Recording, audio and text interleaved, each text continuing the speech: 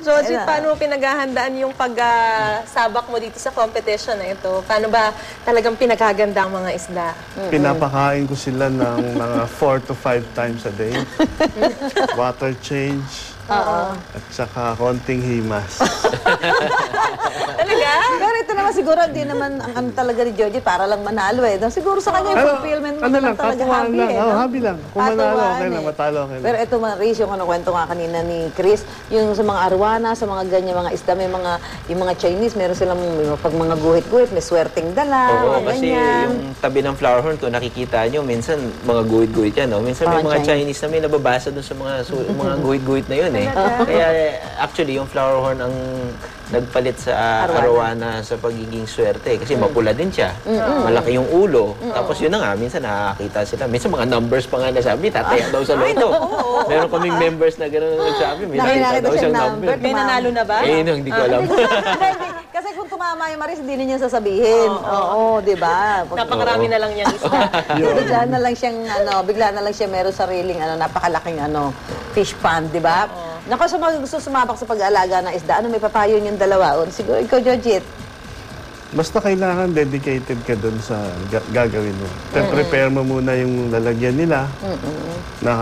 Tapos dapat pag-aralan mo yung tamang kung paano sila alagaan. Hindi yung bibili ka lang. Hindi kasi pwede yan yung bibili ka lang tapos after ilang wala na.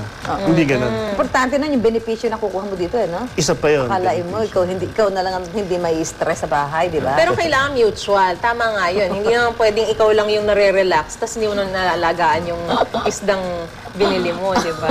Ayan, ano ba yung mga ulitin lang natin bago natin tanongin si Chris. Ano nga yung mga bawal ipakain para na rin sa kapakanan ng mga nanonood? Yung mga pinirito. Oo, yung mga pagkain ng tao, hotdog. Minsan, mag-hotdog. Chocolate, hotdog. Baka mamaya, tinamad kayong bumili ng mga pagkain ng isda. Pakain nyo na lang yung mga tira-tira nyo. Bibigyan mo na Bawal muna yun. ng fried chicken yan.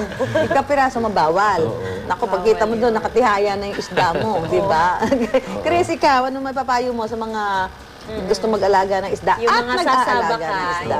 Well, yun na nga, ang unang-una, kailangan mag-research. Yun ang pinaka-number one, no? Kaya nga, nagawa kami ng ganitong website para yung mga Pilipino, everyone, can log in and kung ano man mga itatanong doon. Kasi ang pinaka-importante, malaman nyo kung gaano kalaki lumalaking isda, ano kinakain ito, gaano katagal na bubuhay. Kasi may mga isda na umaabot ng 10 years, 15 years, mamaya. Anong isda yun? Mga arawana, umaabot ng ganun eh. Baka ayaw mo naman mag-alaga ng ganun katagal. May balbas na yun, ano? Parang may responsibility din, kumbaga. Punti na yung kaliskis. Saka hindi na siya lumalangoy. May tungkod na. Ano ka steady na lang siya sa isang, ba't kasi matanda na ho yan? Para bang you have to know what you're getting into, kumbaga, no?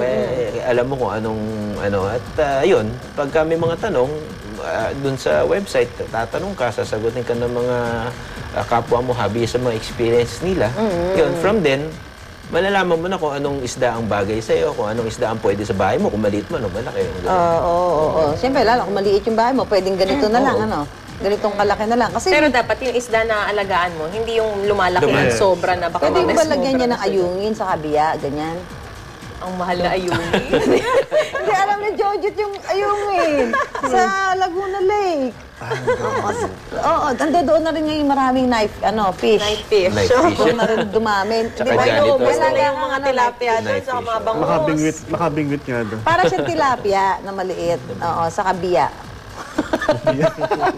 Salamat, Georgie! At siyempre kay Chris Sun ng Philippine Arowana and Luhan Society para sa pakikipagkapiyal at kwentuhan nyo sa amin at sa pagpapakita nyo ng mga iba't ibang klase ng isda. Oo, thank you so much. Very relaxing day.